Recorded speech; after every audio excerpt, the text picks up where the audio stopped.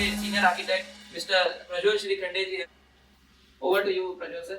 Hello विख्यात जी, आपने आज मुझे एज वेल गेस्ट यहाँ पे बुलाया है और ये जो एजुकेशनल प्रोग्राम आपने बहुत ही अच्छा जो एक सोसाइटी को कहीं ना कहीं टुवर्ड्स दी न्यू मटेरियल्स या सस्टेनेबिलिटी की तरफ लेके जाएगा, ये एक अच्छी पहल है जो आपने की है। देखते हैं अभी इसका कैसा और सोसाइटी को अपडेट करा सकते हैं। बेसिकली सर हमने क्या एक सोच रखी थी कि यूजुअली क्या होता है अपना ब्रांड प्रमोशन करते हैं या फिर अपनी टाइल प्रमोशन करते हैं या जो भी आदमी जिस ट्रेड में उसको करते हैं, मान लीजिए इलेक्ट्रिकल वाले तो इलेक्ट्रिकल की बात करते हैं। हमने सोचा कि इस बार थोड़ा सा आर्किटेक्ट्स की नॉलेज क्लाइंट तक पहुंचाएं। कई लोग आज भी इस ख्यालात के साथ जी रहे हैं कि हम तो सब जानते हैं। आपने ये जो बात कही है, ये अभी आने वाली जनरेशंस में और इसका अवेयरनेस बढ़ते जा रहा है। जो स्पान अभी तक मैंने अपने करियर में प्रैक्टिस में देखा है, इसमें पहले तो ये काफ़ी अवेयरनेस इन चीज़ों की कम थी। इवन प्लानिंग डिज़ाइनिंग के लिए आर्किटेक्ट्स तक पहुंचना है और उनसे कुछ एक्सपर्टीज लेते हुए काम करवाना है, ये भी अवेयरनेस लोगों में काफ़ी कम थी। अब ये धीरे धीरे बढ़ते जा रहा है ट्रेंड। यदि आप थोड़ा सा स्किल्ड थिंकिंग के साथ काम करेंगे तो आपको रिजल्ट भी उसके अच्छे ही मिलेंगे। राइट सर, क्योंकि हमारे पास आज भी कुछ वॉक-इन, जैसे आप मेजरली वॉक-इन तो हमारे 70% आर्किटेक्ट ड्रिवन या इंटीरियर ड्रिवन ही होते हैं, पर आज भी 30% लोग ऐसे आते हैं जो कि अफोर्डेबल हैं और जो कि अच्छी फैमिली से बिलोंग करते हैं, लेकिन उनको ऐसा लगता है कि बिल्डिंग ठेकेदार को काम दे दिया, उसके बाद हम सारा इंटीरियर डिजाइनिंग खुद ही कर लेंगे और आगे की डिजाइनिंग खुद ही कर लेंगे। लेकिन उनको एजुकेशन के बारे में मालूम ही नहीं कि जो जिसका काम है, भाई डॉक्टर से आदमी मेडिसिन लेने जाता है तो डॉक्टर से लेता है, खुद सेल्फ प्रिस्क्रिप्शन तो करता नहीं। लेकिन अभी भी मुझे ऐसा लगता है सर कि एग्जैक्टली ये आप बात सही कह रहे हैं। इसमें थोड़े से दो मतांतर है कि जनरली कुछ लोग तो अप्रोच ही नहीं करते हैं, वो खुद अपनी गोइंग हो जाते हैं कि हम अपने हिसाब से कर लेंगे।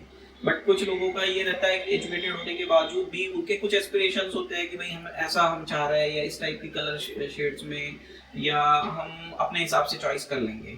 बट स्टिल उसके पीछे जो उसकी टेक्निकलिटीज होती है, से कि कुछ टाइल हो गई पर्टिकुलरली या कोई स्टोर का एप्लीकेशन किस तरीके से होना चाहिए, वो वहाँ पे सरवाइव करेगा भी कि नहीं कराएगा, वो एनवायरनमेंट के उस पे इफेक्ट जो आ रहे हैं, इन सभी की जानकारी वो बिना अपडेट लिए हुए डायरेक्ट उसके लिए डेस्परेट हो जाते हैं कि हमको ये लगाना है। तो कई बार ऐसा थोड़ा सा मिसमैच हो जाता है उनके साथ। राइट, हाँ, मतलब आपको वहाँ पे सोच उनकी और आर्किटेक्ट की मिल नहीं पाती, लेकिन उसी चीज के अपन गैप को ब्रिज करने के लिए कर रहे हैं, चिल कर रहे हैं।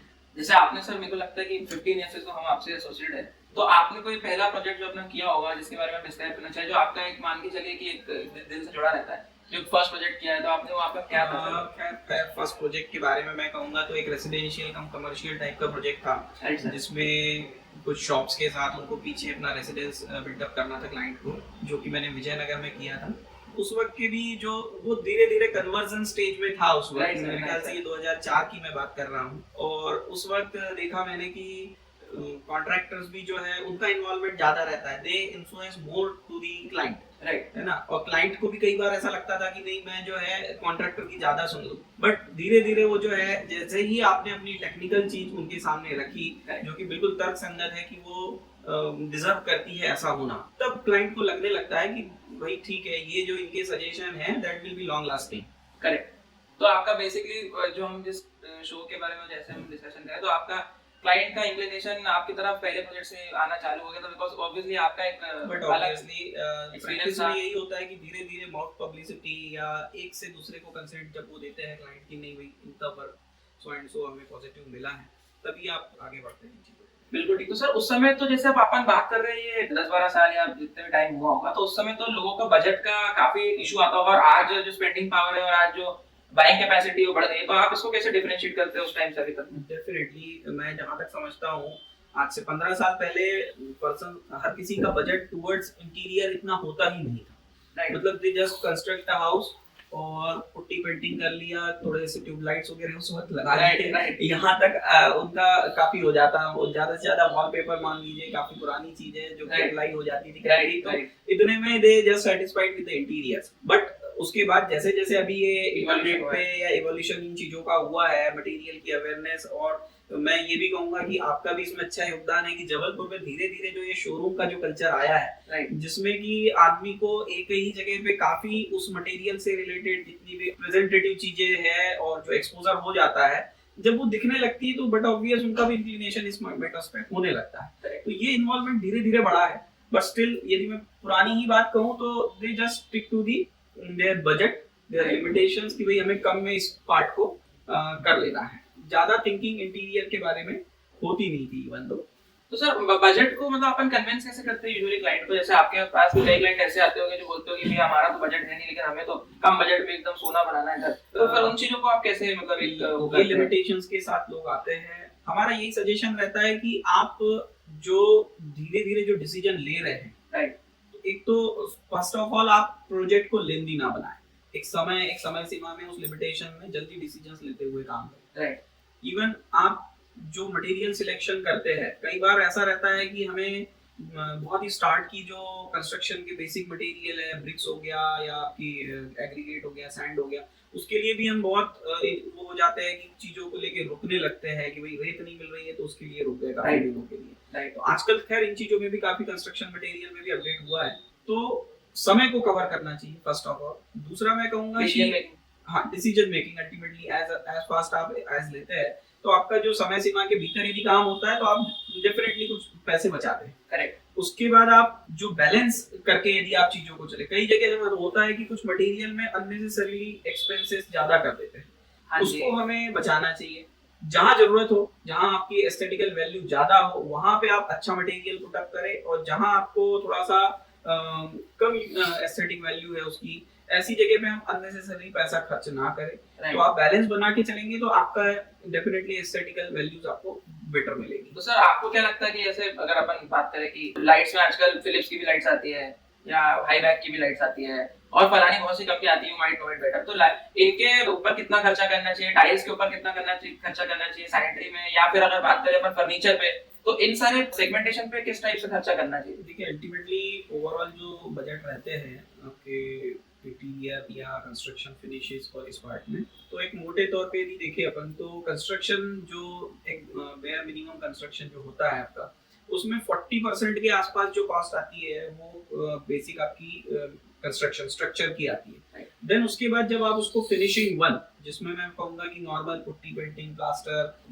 डोर विंडो प्लेसमेंट, यहाँ तक के फिनिशिंग वन में आप लगभग 30% और खर्च करते हैं। और अगेन जो 30% जो है that you just reserve for your interiors, जिसमें आपका लाइटिंग डिवीजन आ गया या फॉल सीलिंग वर्क हो गया या जो इंटीरियर के आपके डेकोरेटिव आइटम्स के रिलेटेड जैसे वॉलपेपर्स हो गए, टेक्सचर्स हो गए या फर्नीचर, वार्डरोब, वर्क, इस टाइप की चीजों के लिए आपने बाकी रिजर्व रखना होता है। और जो इसमें आपने पर्टिकुलरली इलेक्ट्रिकल का सेगमेंट पूछा कि लाइट्स वगैरह, इसके लिए भी मैं कहूंगा कि एक 7 to 8% बजटिंग जो है आपका इलेक्ट्रिकल्स में आता है। सेम टाइम आपका जो सैनिटेशन और जो आजकल जैसे सैनिटरी आइटम या क्रोम पॉलिश फिनिश जो सीपी आइटम्स होते हैं, इसमें भी यदि हम बेटर यूटिलिटी चाहते हैं, जैसे पहले ये आम समस्या थी कि घरों में नलों का लीक होना या उसको हम प्रॉपर मेंटेन भी नहीं कर पाते थे, खराब हो जाते थे नल वगैरह। आजकल इनको काफी अच्छी कंपनियों ने इसमें अपडेट्स लिए हैं, उसमें थोड़ा सा खर्चा भी बढ़ा है बट ऑब्वियस, तो हम कह सकते हैं कि सैनिटरी और ये आइटम में कम से कम 10% के आसपास आपका प्लम्बिंग और सैनिटरी आइटम्स में जाएगा। तो ये एक एलोकेशन होना चाहिए फंड्स का। और फर्नीचर का और टाइलिंग का क्या कोरिलेशन रखते हैं आप सर? पर्टिकुलरली देखिए टाइलिंग एक ऐसी चीज है जो जैसे हम जिसके पहले तो हम फ्लोरिंग से स्टार्ट करते हैं, फिर आपके टॉयलेट की डैडो पैटर्न जिसको वॉल टाइलिंग बोलेंगे, तो इसमें भी आपका जो बजटिंग है वो ऑलमोस्ट से कि 15 to 20% के आसपास बजट ये जाना चाहिए, क्योंकि इसमें काफी जगह आपका स्टोन वर्क भी इन्वॉल्व हो जाता है, और क्लैडिंग हो गया, टॉयलेट्स का टाइल फ्लोरिंग वाला हो गया। और यदि हम इसमें थोड़ा सा अपने जैसे फर्नीचर एस्पेक्ट से बात की, तो हम जरूर चाहते हैं कि कहीं ना कहीं एक सिंक्रोनाइज हो जाए चीजें, आपके इंटीरियर से आपके वार्डरोब से मैचिंग हो जाए, या आपके जैसे कर्टन स्कीम है या पेंटिंग स्कीम है, टेक्सचर्स है, इसके साथ कहीं ना कहीं ओवरऑल थीम में मैच होते चले।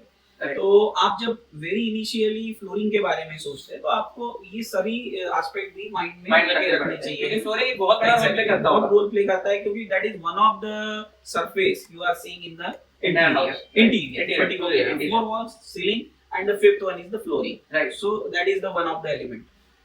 तो सर जैसे अगर अपन डिजाइन अपडेशन की बात करें तो आप अपने आप को रेगुलरली, जैसे आजकल क्लाइंट बहुत कुछ पिंटरेस्ट वगैरह फॉलो करते हैं और ये सब चीजें अपडेशन आती रहती है, रेगुलर कोई ना कोई चेंज आता है, तो अपने आप को अपडेटेड कैसे रखते हैं? क्योंकि आपके हर प्रोजेक्ट का हम लोग देखते हैं तो कुछ ना कुछ चेंजेस दिखते हैं। डेफिनेटली जो अवेयरनेस है टुवर्ड्स द न्यू कल्चर या जो नए इनकमिंग्स है पूरे ओवरऑल रियल एस्टेट या इंटीरियर या इस इंडस्ट्री में, इसके लिए हमें कई जगह से हम अपडेट्स लेते रहते हैं। फर्स्ट ऑफ ऑल हम उनको भी थैंक कहना चाहेंगे जो हमारे यहाँ सेल्स एग्जीक्यूटिव्स आते हैं। करेक्ट, सेल्स एग्जीक्यूटिव्स भी हमारे लिए एक अच्छा मीडिया है जो हमें अपडेट रखता है, नए प्रोडक्ट्स दे शो अस, और टाइम टू टाइम जो इंडस्ट्री में रिवॉल्यूशंस आ रहे हैं उसके बारे में वो हमें करते चलते। फर्स्ट ऑफ ऑल सेकंड, हम भी जैसे बाहर अब्रॉड ट्रैवल करते हैं या इंडिया में भी नई जगह पे लोकेशंस पे जाते हैं, रुकते हैं, जैसे एस्टेक पर्टिकुलरली हाँ एस्टेक हो गया या कोई एग्जीबिशंस हो गए, इसके लिए हमें इनविटेशंस रहते हैं तो हम उसमें विजिट करते हैं, तो ये अपडेट्स हमें मिलते रहते हैं।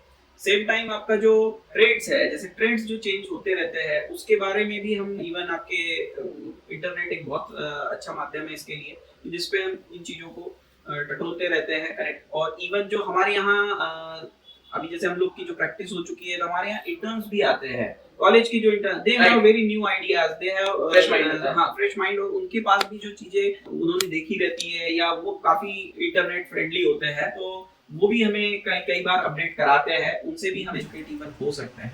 राइट, तो अगर अपन बात करें सर कि डिजाइनिंग एस्पेक्ट में कुछ ऐसे 5 फैक्टरों को आप इंक्लाइन करके डालें तो जिससे कि आपके डिजाइन बेस्ट आउटकम निकल गया, तो ऐसे 5 फैक्टर कौन से होंगे? डेफिनेटली आर्किटेक्चरल में भी और इवन इंटीरियर एस्थेटिक अचीव करने के लिए मैं 5 फैक्टर ऐसे गिनाना चाहूँगा। फर्स्ट ऑफ ऑल जो हमारा स्पेस है, जो स्पेस का यूटिलाइजेशन है, जिसमें हम placement of the things, that should be proper first. Second is the जो सर्कुलेशन पैटर्न है, जो मूवमेंट है जो आप अचीव कर रहे हैं कि इस स्पेस से उस स्पेस को जाने के लिए जो आपको मिनिमम आप ट्रैवल करते हुए उस स्पेस को अचीव कर ले, तो मूवमेंट आपके प्रॉपर होने चाहिए। और थर्ड मैं जिसमें कहूंगा कि फिर जो हमें एस्थेटिक अचीव करना होता है या इंटीरियर को एक बेटर बनाना होता है, तो हमारे पास जो विजिबिलिटी है जिससे लाइट से होगी, तो लाइट 2 प्रकार की हो गई आपकी, नेचुरल लाइट और आर्टिफिशियल लाइट। डे टाइम में आपके पास नेचुरल लाइट का प्लेसमेंट विंडोज का इस प्रकार से होना चाहिए कि आपके पूरे ओवरऑल इंटीरियर को ग्लो दे दे वो। और even in night times the placement of lights या कोई आपके ऑर्नामेंटेशन आपने किया है या इंटीरियर में कोई पर्टिकुलरली चीज को आप हाईलाइट कर रहे हैं, तो उसको करने के लिए आपको प्लेसमेंट जो है आर्टिफिशियल लाइट्स का वो भी आपका एग्जैक्ट प्रॉपर होना चाहिए। This is the third aspect of light. Fourth मैं कहूंगा कि इसमें जो फ्लोर है हमारा जिस पे हम चलते हैं, जो हम जिसको कहेंगे कि हम जो अपना सरफेस है, वॉकेबल सरफेस है, धरती को हम ज्यादा टॉप कवरिंग जो करेंगे, जो फ्लोरिंग करेंगे, वो एक एस्पेक्ट है जिसमें हम टाइलिंग कहेंगे।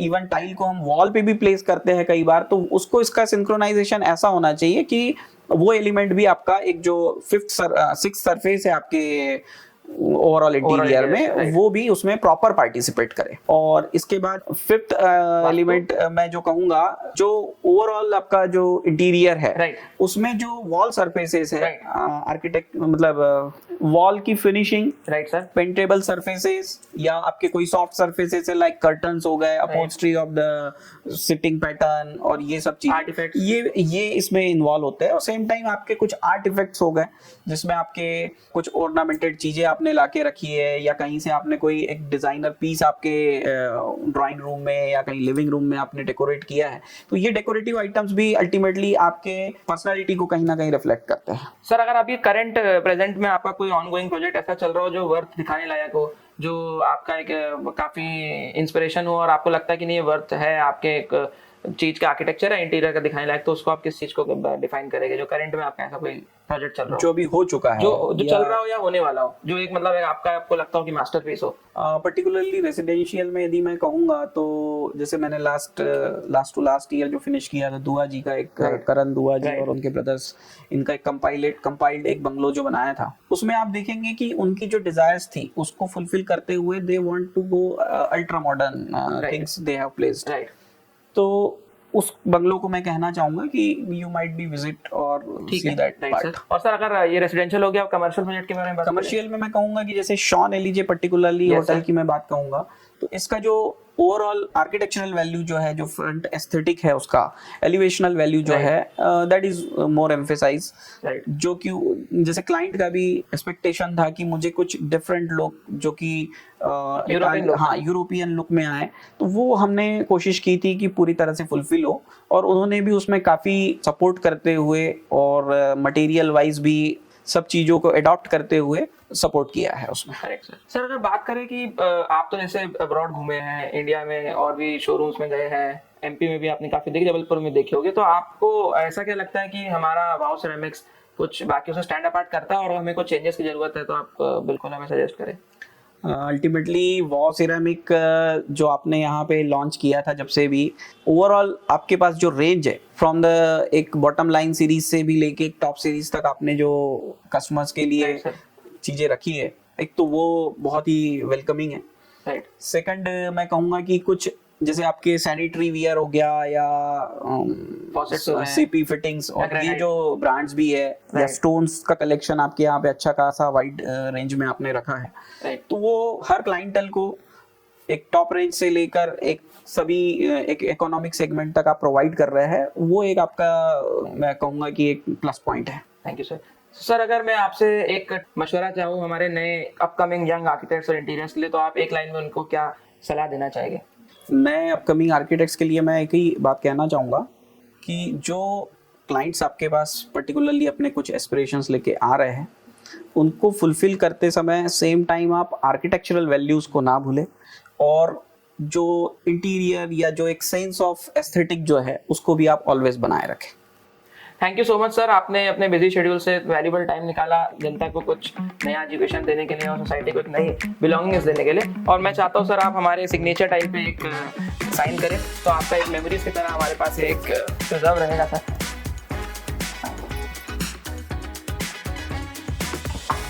Thank you so much sir, it was honour seeing you sir on our show. Thank you so much.